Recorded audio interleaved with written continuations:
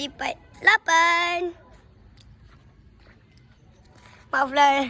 Tadi sebenarnya saya buat part 7. Tapi saya post. Tapi saya terpadam.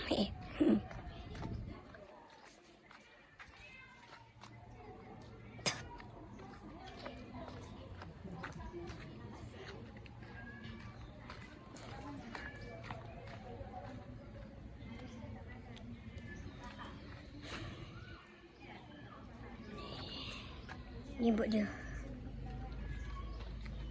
Ni sekarang cantik apa kan. Tapi yang ni yang saya dulu. Lepas tu nampak.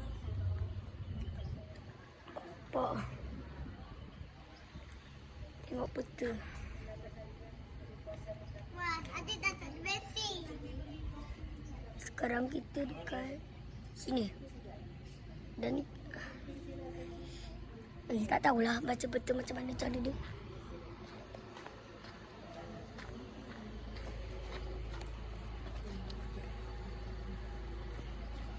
Ini ada buku kisah ibu yang punya rumah. Ada kisah saya juga.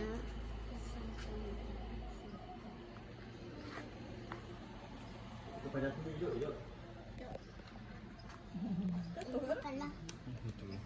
Bukanlah. Tadi dalam atas tu lagi.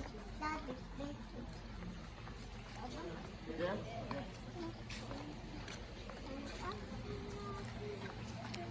Jom kita masuk film dulu.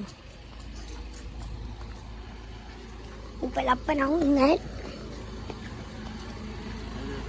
Gua nak buat sampai berapa entah ni.